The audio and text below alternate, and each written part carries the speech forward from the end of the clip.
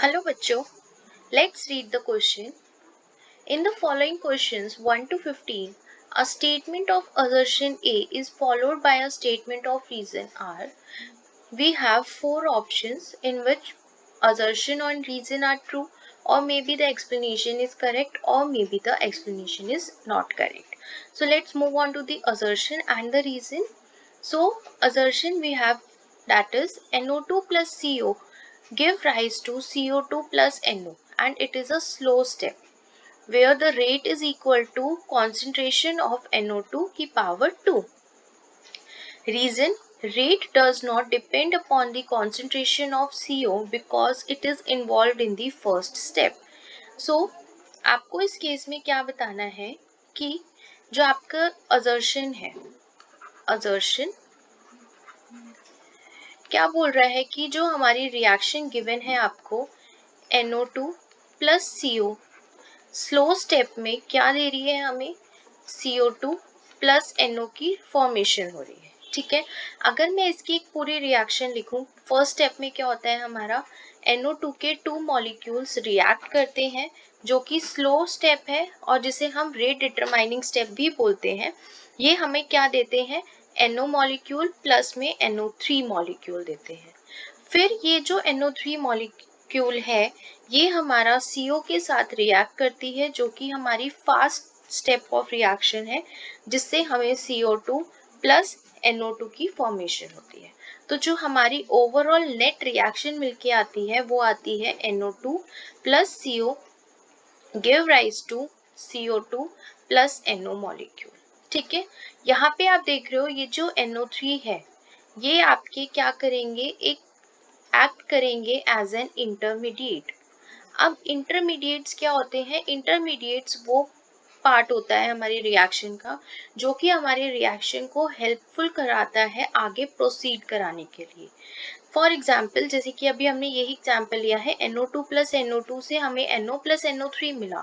फिर ये इंटरमीडिएट हमारे carbon monoxide that is CO उसके साथ रिएक्ट करके carbon dioxide plus nitro dioxide देगा, हमें NO2 मॉलिक्यूल हमें देगा.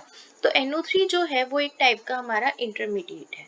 ठीक है, तो हमारा यहाँ पे जो असर्शन आया है उसके अकॉर्डिंग जो हमारा रेट है जो हमें गिवन है, रेट इज इक्वल टू के कॉन्सेंट्रेशन ऑफ NO2 की पावर 2. तो ये स्टेटमेंट क्या है हमारी, करेक्ट है, क्योंकि आप यहाँ देख रहे हो यहाँ पे NO2 के 2 मॉलिक्यूल्स हैं, इसीलिए इसकी कॉन्सेंट्रेशन क्या हो जाएगी, NO2 की पावर 2 हो जाएगी. तो असर्शन तो हमारा क्या हो गया, करेक्ट हो गया. नाउ रीजन क्या है हमारा, rate does not depend upon the concentration of CO because it is involve in the first step. ये बात सही है कि रेट जो है वो हमारे CO की कॉन्सेंट्रेशन पे डिपेंड नहीं करेगा, लेकिन वो फर्स्ट स्टेप में है ऐसा नहीं है. वो इसलिए नहीं करेगा क्योंकि जो CO है वो कंज्यूम हो जाएगा जैसे जैसे हमारा NO3 जो है वो फॉर्म होता रहेगा.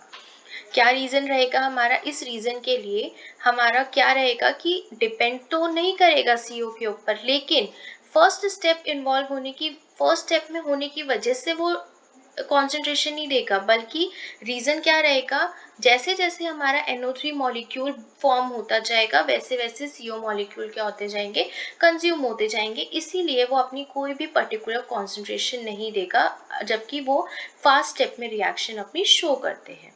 तो रीजन क्या रहेगा, as CO is consumed as soon as NO3 molecules formed. जैसे जैसे ये फॉर्म होते जाएंगे वैसे वैसे CO मॉलिक्यूल्स क्या होते जाएंगे, कंज्यूम्ड होते जाएंगे. और CO की कॉन्सेंट्रेशन जो है, CO की जो कॉन्सेंट्रेशन है ये हमें फास्ट स्टेप में मिलती है. जैसे कि आपको मैंने अभी ये रिएक्शन दिखाई है, NO3 जो है, ये मैं दोबारा लिख देती हूँ, NO3 plus CO fast step में मूव ऑन करके हमें CO2 प्लस NO2 जो है वो फॉर्म कर रहा है. ठीक है, तो CO जो है वो हमारे इंटरमीडिएट के साथ रिएक्ट कर रहा है जो कि फास्ट स्टेप है हमारी रिएक्शन का. तो हमारा यहाँ पे जो ऑप्शन रहेगा वो रहेगा कि असर्शन तो ट्रू स्टेटमेंट है लेकिन रीजन जो है वो क्या है, फॉल्स है. तो आंसर जो रहेगा वो आपका कौन सा रहेगा, option number 3. Answer option number third, जिसमें असर्शन तो करेक्ट है बट रीजन क्या है, इनकरेक्ट है.